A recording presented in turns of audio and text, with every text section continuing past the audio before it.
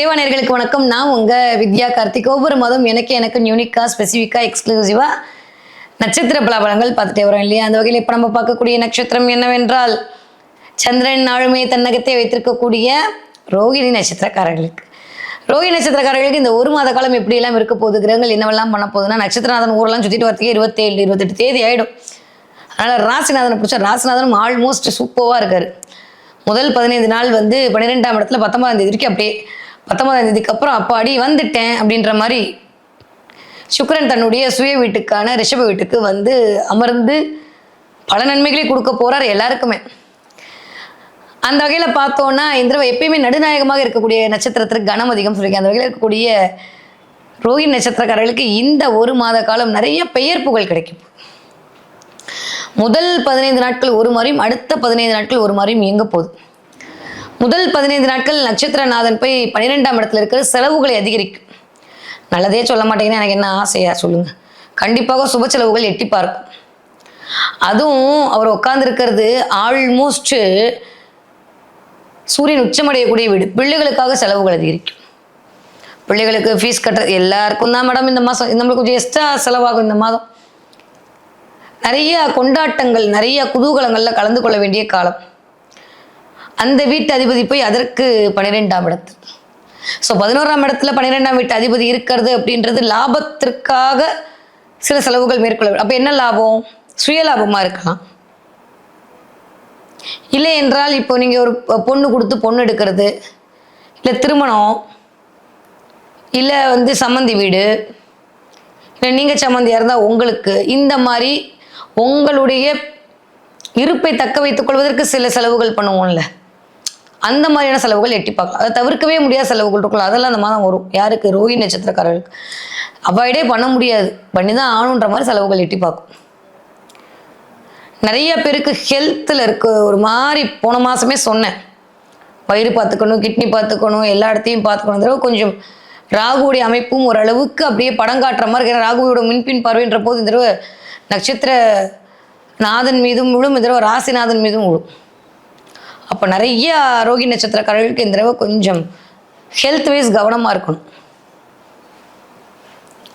செலவுகள் தான் அதிகரிக்குமே தவிர சேமிப்பு அப்படின்ற இடத்துல கொஞ்சம் இருக்கணும். பொண்டாட்டிக்கு உங்களுக்கு ஒரு சின்ன சின்ன டிஷ்ஷும் வந்துட்டு போகலாம். எப்பயுமே அப்படிதான் இருக்குன்னா சந்தோஷம். இல்லாட்டி இந்த தடவை கொஞ்சம் எட்டி பார்க்கும். நீங்கள் நல்லது தான் சொல்லியிருப்பீங்க, ஆனால் கேட்குறவங்களுக்கு அது வேற மாதிரி படும். அந்த தடவை பெட்டர் இந்த தடவை நீங்கள் பேசாமல் இருக்கிறது நல்லது. ரோகிணி நட்சத்திரக்காரர்களை பொறுத்த வரைக்கும் இந்த முதல் 15 நாட்கள் அமைதியாக இருந்துட்டீங்கன்னா நல்லது. ஏன்னா என்ன மதிக்கல, எனக்கு எதுவும் கொடுக்கல, எனக்கு பரிவட்டம் கட்டலன்ற மாதிரி இந்த தடவை கொஞ்சம் கௌரவம்னு கொஞ்சம் ஒரு மாதிரி உங்களை சில காரணிகள் பாடாய்ப்படுத்தும். பத்ததுக்கு நீங்கள் உச்சமடையக்கூடிய இடத்துல தான் போய் உட்காந்து இத்தனை கிரகங்களுடைய சேர்க்கை. 11ஆம் இடத்துல இத்தனை கிரகம் இருந்தால் நல்லது தானே மேடம்? நல்லது தான். ஆனால் யார் உட்காந்துருக்காங்கன்னு ஒன்று இருக்குல்ல. 4ஆம் வீட்டு அதிபதி போய் 11ஆம் இடத்துல இருக்கிறது அப்படின்றது குடும்பத்தின் லாபத்திற்காக சில செலவுகளை மேற்கொள்ளும். அப்போ வீட்டுக்கு குடும்பமாக இருந்து செய்யக்கூடிய விஷயங்கள், என் அண்ணனுக்கு கொடுத்தேன், என் தம்பி கொடுத்தேன், என் தங்கச்சி கொடுத்தேன், என் சம்மந்தி கொடுத்தேன், என் குழந்தைன்னு கொடுத்தேன், குடும்பத்திற்கு சொந்தக்காரங்கள் எல்லாமே 4ஆம் இடம். சொந்தக்காரங்களுக்காக சில செலவுகள் மேற்கொள்ளுதல், அன்எக்ஸ்பெக்டடாக நிறைய கடன் வாங்குறதுக்காக சில விஷயங்கள் வருது, பிள்ளைகள் குறித்து சில கவலைகள் எட்டி பார்த்தல், இல்லை அதே சமயம் பெருமை அடைதல், இதெல்லாமே இருக்கு. ஸோ இந்த ரோகிணி நட்சத்திரக்காரர்களை பொறுத்த வரைக்கும் நிறையா டேலண்ட் வெளிப்படும். யாரெல்லாம் இது வரைக்கும் புதுசாக ஒரு படம் இயங்கணும், ஒரு வாய்ப்புக்காக காத்திருக்கிறீர்களோ அந்த ரோகிணி நட்சத்திரக்காரர்களுக்கு மிகச்சரியான வாய்ப்பு கிடைக்கும். அதுவும் 19ஆம் தேதிக்கு அப்புறம் வேற லெவல் டிரான்ஸ்ஃபர்மேஷன். வீட்டுக்கு ஏதாவது பண்ணிக்கணும்னு தோணும். வீட்டுக்கு கட்டர் மாற்றுறது, வீட்டுக்கு டைல்ஸ் மாற்றுறது, வீட்டுக்கு ஏதாவது ஒன்று பண்ணுறது, வீட்டுக்கு சோஃபா வாங்கி போடுறது, வீட்டுக்கு ஏதாவது பெட்டு வாங்கி போடுறது, வீட்டுக்கு பூச்செடி வாங்கி வைக்கிறது, அழகுபடுத்துறது, வீட்டை அழகுபடுத்திக் கொள்ளுதல், ஏதாவது பண்ணி கொஞ்சம் ஏதாவது வைப்ரேஷனையோ மாற்றிக்க முடியுமான்னு யோசிக்கிறது. இது அந்தக்காரங்க சொல்கிறாங்க, இந்த ஜோசிக்காரங்க சொல்கிறாங்க, விளக்கேற்றுறது, இதெல்லாம் இந்த ஏதோ ஒரு விடயத்தை உட்கொண்டு அதன் மூலமாக சில நல்லவை கூடி வருமா என்று எதிர்பார்த்து சில மாற்றங்களை வீட்டில் செய்வதற்கான வாய்ப்புகள்லாம் இந்த ரோகிணி நட்சத்திரக்காரர்கள் வீட்டில் நடக்க போகுது. நிறைய ரோகிணி நட்சத்திரக்காரங்களுக்கு எனக்கு தெரிஞ்சு ஆரோக்கியம் தான். வயிற்று கீழே, அதாவது மேல் வயிறுலேருந்து கால் வரைக்கும் பெயின், ஒழுங்கான சாப்பாடு இல்லை, ஒழுங்கான தூக்கம் இல்லை, எங்கே வலிக்குதுன்னு சொல்ல தெரியல, ஆனால் வலிக்குது. மீச்சு விடுறதுல ஒரு மாதிரி பிரச்சனை வருது.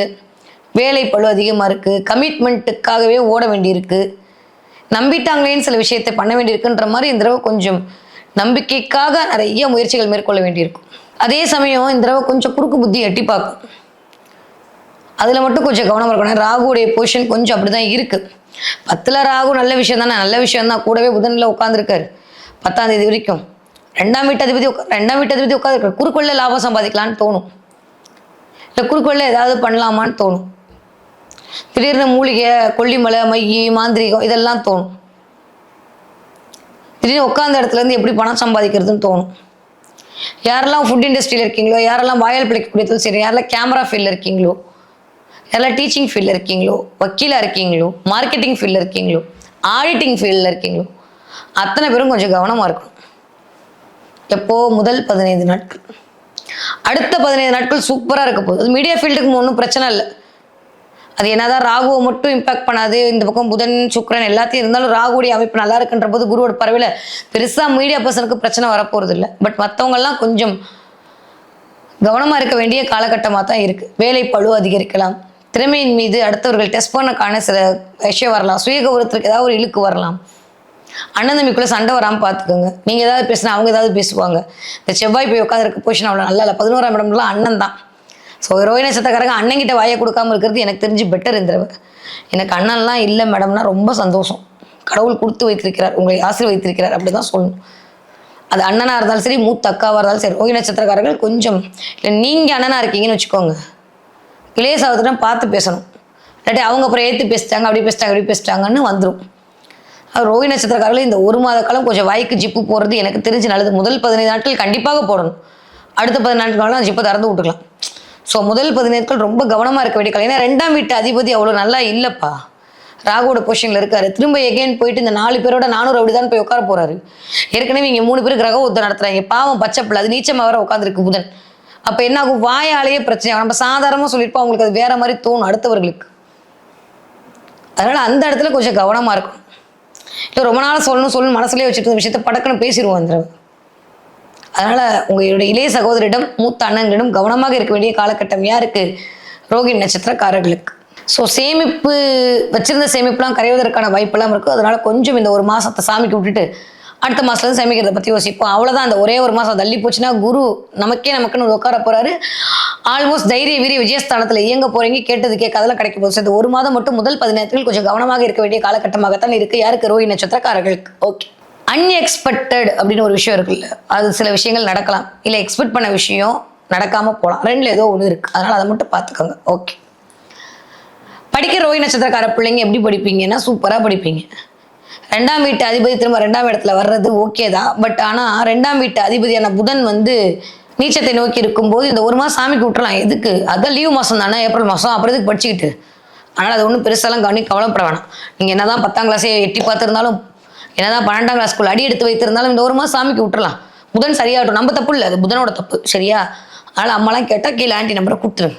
இந்த 1 மாதம் விட்டுருங்க. நீங்களும் ரோஹிணி நட்சத்திரக்கார பிள்ளைகளை போட்டு டார்ச்சர் பண்ணாதீங்க. பிள்ளைங்க கொஞ்சம் ஹைப்பராக இருப்பாங்க. இந்த செவ்வாய் வேற உட்காந்துருக்கான் படுத்தும். பிள்ளைங்க இந்த மூத்த பிள்ளைக்கு 2ஆவது பிள்ளைக்கு ரோஹிணி நட்சத்திரக்காரருடைய குழந்தைங்களுக்கு சண்டையிலிருந்து சமாளிக்கிறதே பெரிய விஷயமா இருக்கும். இந்த தடவை நீங்கள் இந்த தடவை நாட்டாமச்சம் தூங்க வேண்டிய நிலைமை தான். அதனால ரோஹிணி நட்சத்திரக்காரர்களே உங்களுடைய குழந்தைகளுக்கு ரொம்ப ப்ரெஷர்லாம் கொடுக்காதீங்க. படிக்கிற பிள்ளைங்க அப்படியே தானாக படிக்கட்டும். ரொம்ப போட்டு ஃபர்ஸ்ட் ரேங்க் எடுக்கணும், ஐஏஎஸ் ஆகணும் டார்ச்சர் பண்ணாதீங்க.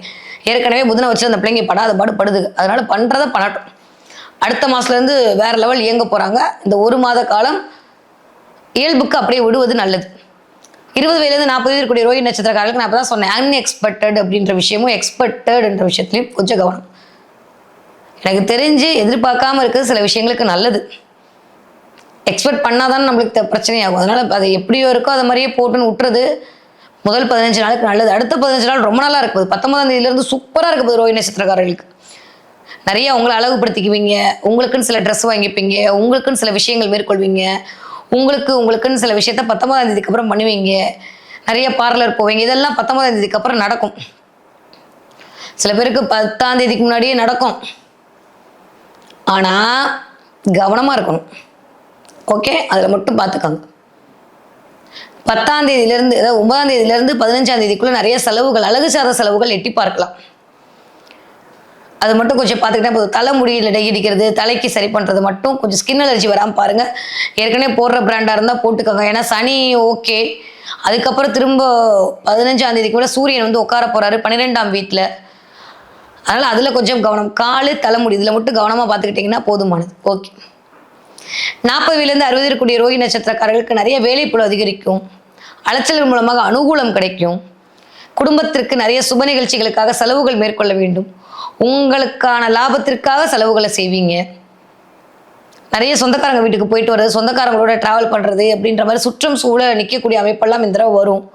மூத்த அண்ணன்களுடைய வாக்குவாதத்தில் ஈடுபடாமல், இளைய சகோதரோட வாக்குவாதத்தில் ஈடுபடாமல் இருக்கிறது இந்த வயது ஒத்தவர்களுக்கு நல்லது. 60 வயது தாண்டி ரோஹி நட்சத்திரக்காரர்கள் ஆரோக்கியத்தில் கவனம் தேவை. அம்மாவோட உடல்நிலையை பார்த்துக்கொள்ளுங்க. 45 வயசு தாண்டாலே கொஞ்சம் அம்மாவோட ஹெல்த் பார்த்துக்கணும் ரோஹி நட்சத்திரக்காரங்க இந்த தடவை. அம்மாவுக்கு கொஞ்சம் கீழே விழுகிறது, மேலே விழுகிறது, எதிர்பாராத இது வர்றதுக்கான வாய்ப்பெல்லாம் இருக்குது உங்கள் ஜாதகப்படி. ஏன்னா 4ஆம் இடத்து அதிபதி தான் வந்து உட்கார போகிறாரு. உச்சமடைகிறது நல்ல விஷயம் தான், பட் இப்போ இருக்கிறது கூட அவ்வளோ நல்ல பொசிஷனாக இல்லை. கர்மாக்காரவனோட சேர்ந்துருக்காரு. அதனால் கொஞ்சம் கவனமாக இருக்கணும். அம்மாவோட உடல்நிலையில் மட்டும் ஆரோக்கியத்தில் கவனம் தேவை தேவை தேவை. ஹாஸ்பிட்டலுக்கு சில செலவுகள் பண்ணுற மாதிரி உங்களுக்கோ உங்கள் அம்மாக்கோ எட்டி பார்க்கலாம். போன மாதத்துலேருந்து நடந்துகிட்டே தான் இருக்குது. இந்த மாதம் அது அப்படியே 15 தேதி வரைக்கும் நீடிக்கும். கவனமாக இருங்க. பெருசாக பயப்படுறதுக்கு ஒன்றும் இருக்காது.